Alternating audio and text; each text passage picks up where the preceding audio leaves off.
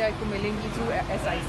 अज़्म इस्तेकाम के बाद सेपरेशन का फैसला हुआ है तो उसमें पार्लियामान को इत्मीनान नहीं लिया गया PTI का ये मौका है। अज़्म इस्तेकाम के बाद जो सेपरेशन हुआ है पार्लियामान में जो है ये मत पूछो। अच्छा मैम, ये खान साहब की रिहाई के हवाले से बताइएगा। आज से 5 महीने पहले मैंने आपसे इलेक्शन कमीशन के बाहर सवाल किया था और आपने कहा वो बहुत जल्द रिहा हो जाएंगे, तो ये जल्दी कौन सी है? 2026 की तरफ इशारा है? देखें जी, हम भी आप लोगों की तरह ही एक उसमें जी रहे हैं कि अब अगर आप इंसाफ की बात करें तो डेफिनेटली खान साहब के ऊपर अभी तक जितने भी केसेस हैं सब में वो रिहाई हो रहे हैं और हर चीज़ से वो बरी हो रहे हैं। लेकिन अब जो हालात बने हुए हैं, जैसे आज हमारा भी केस जो है 1 जुलाई को स्टार्ट हुआ और कहा गया कि समाअत रोज़ाना की बेसिस पे होगी, बट देन अगेन एक ऑलमोस्ट पूरे महीने बाद अब उन्होंने दोबारा से स्टार्ट किया है।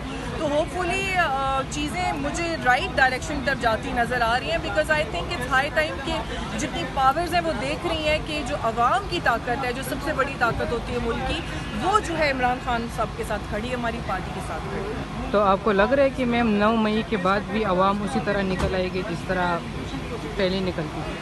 देखिए, अपने हकूक़ के लिए निकलना तो चाहिए। मैं इतना ही बोल सकती हूँ, जब तक अपने हकूक़ के लिए आवाम खुद आवाज़ नहीं उठाएगी तो आई डोंट थिंक सो कि कोई उनकी आवाज़ सुनेगा। मैडम, KPK के लोग तो हमेशा निकलते हैं, लेकिन पंजाब सिंध वाली साइड पे हम देखते हैं वहाँ पर लोग नहीं निकलते। पंजाब की लीडरशिप को क्या कहेंगे आप? देखिए, पंजाब में जिस तरीके से 9 मई के बाद जुल्म और सितम ढाए गए हैं, तो अगर आप कंपेयर करें तो KP में कंपैरेटिवली बहुत बेहतर थे हालात। एक तो हमारी KP की आवाम, I will be very honest, बहुत बहादुर है, न डर है, वो बिल्कुल डट के सामना करती है, अपने राइट्स के लिए आवाज़ उठाती है। तो जब आप अपने राइट्स के लिए निकलेंगे, आवाज़ उठाएंगे, तो डेफिनेटली ये जो इस तरह की कुव्वतें हैं वो थोड़ी फिर बैक ऑफ करती हैं। मैम, कारकुनान जो है आपके, मतलब वो एक बात है, शिकवा कर रहे हैं, मीडिया पे भी आके वो शिकवा कर रहे हैं कि क़यादत जो है वो हतमी एहतजाज की कॉल नहीं दे रही। कब दी जाएगी हतमी एहतजाज की कॉल? देखिए, हम लोग कानून की जो है सबसे ज़्यादा रिस्पेक्ट करते हैं और फ़िलहाल हम लोग वेट कर रहे हैं कि जिस तरीके से, क्योंकि खान साहब ने हमें ये चीज़ सिखाई है कि जब कानून है उससे ऊपर कोई चीज़ नहीं, क्योंकि जंगल तो है नहीं है। तो जब यहाँ से हम नाउम्मीद हो जाएंगे फिर डेफिनेटली हम आवाम के पास जाएंगे।